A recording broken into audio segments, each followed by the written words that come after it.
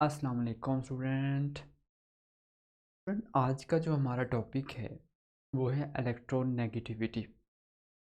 Electronegativity ये tendency होती है किसी एटम की to attract the share pair of electron. मिसाल के तौर पर जो बॉन्ड बना होता है उसमें एक जो एटम है वो जो एक बॉन्ड में दो इलेक्ट्रॉन होते हैं, तो उन दोनों इलेक्ट्रॉन को अपनी तरफ खींच लेता है। तो इस वजह से पार्शल पॉजिटिव एक के ऊपर चार्ज आ जाता है, एक के ऊपर पार्शल नेगेटिव चार्ज आ जाता है। तो ये जो डेवलप होता है ना, दो पोल डेवलप हो जाते हैं, तो due to the difference in electronegativity, जिसकी इलेक्ट्रोनेगेटिविटी ज़्यादा होती है वो अपनी तरफ इलेक्ट्रॉन को खींच लेता है, तो पोल जनरेट हो जाते हैं फॉर एग्जांपल। और ये प्रॉपर्टी जो है ना, ये हेटेरोटॉमिक सिस्टम की है। मतलब जो दो एटम हों वो डिफरेंट हों। अगर सेम किस्म के एटम है ना, फॉर एग्जांपल हाइड्रोजन के मालिक्यूल के अंदर चेक करें, तो हाइड्रोजन और हाइड्रोजन दोनों की इलेक्ट्रोनेगेटिविटी सेम हो जाएगी, ज़ीरो हो गया इफेक्ट।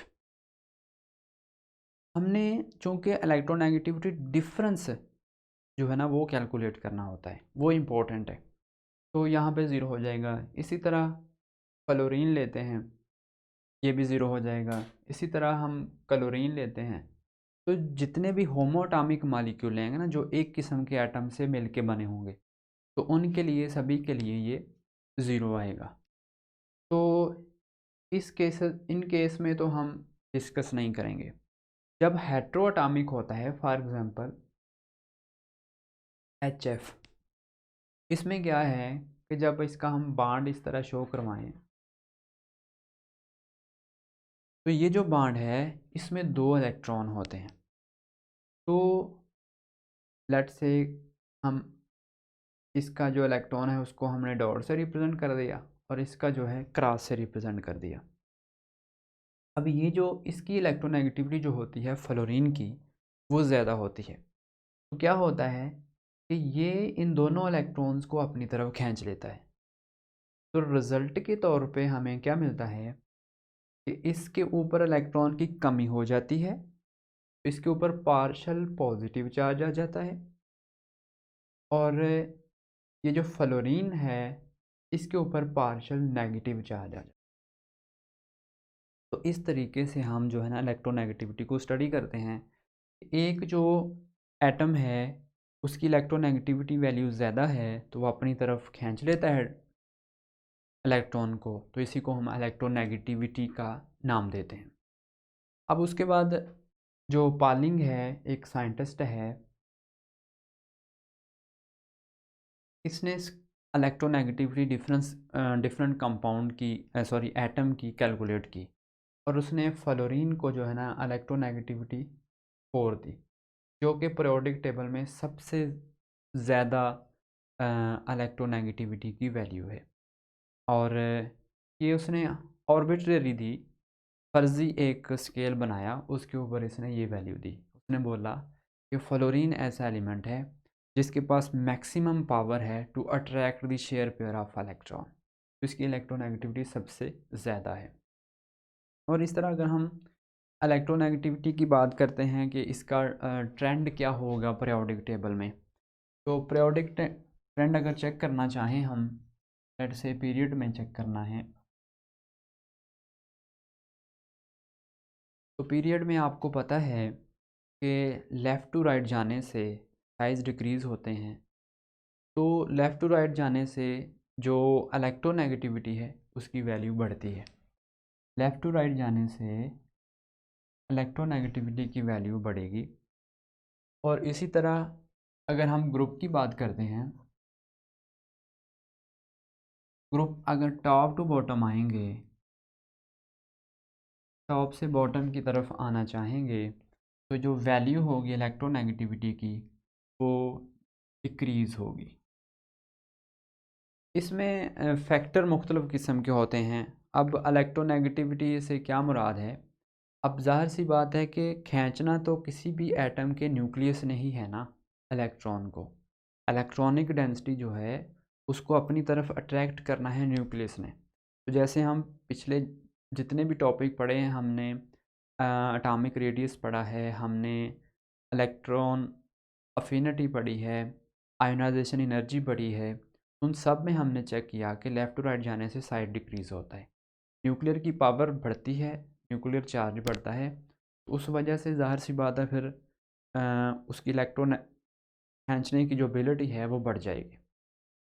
इसी वजह से लेफ़्ट टू राइट जाने से इलेक्ट्रोनेगेटिविटी बढ़ती है। वैसे भी जो राइट साइड है पीरियोडिक लेफ़्ट साइड है जो पीरियोडिक टेबल की, वहाँ पे मेटल हैं और मेटल जो होती हैं इलेक्ट्रोपॉजिटिव होती हैं, और लेफ़्ट साइड पे नॉन मेटल हैं, नॉन मेटल जो होती हैं वो इलेक्ट्रोनेगेटिव होती हैं।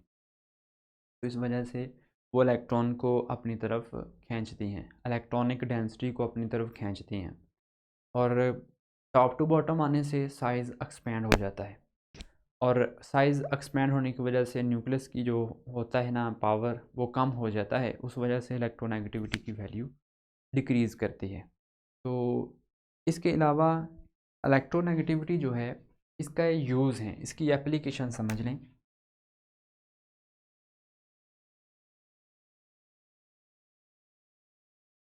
एप्लीकेशन में अगर हम बात करते हैं कि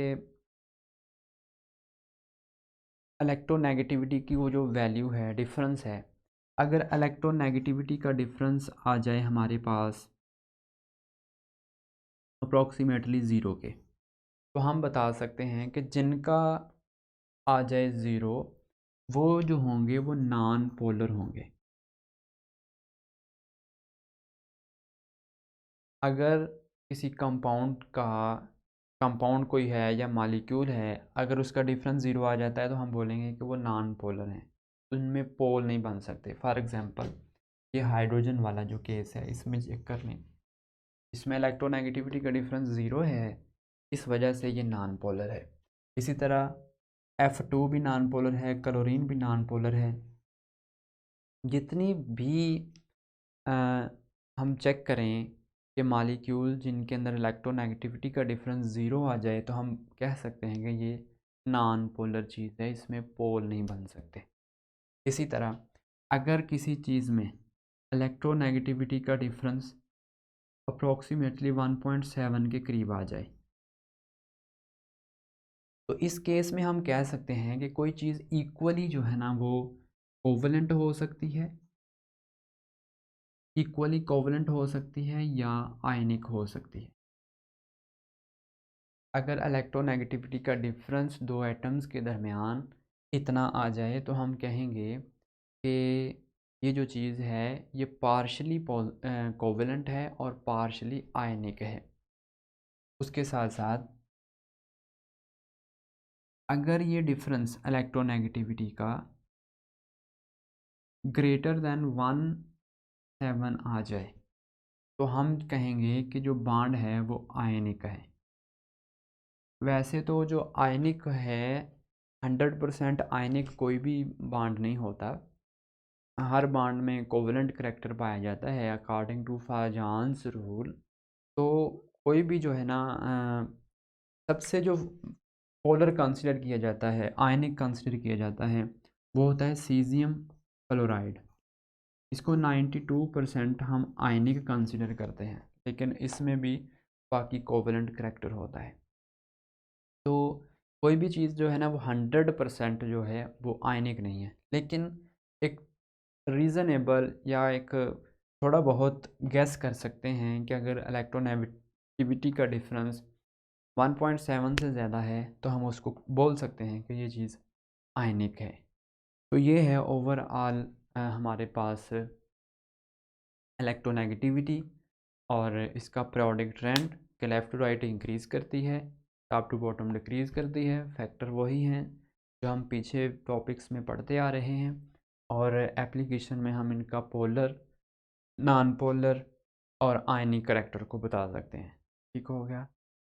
तो इतना सा इसमें है, ऐसा कुछ ख़ास नहीं है इसमें। तो थैंक्स फॉर वॉचिंग। अल्लाह हाफ़िज़।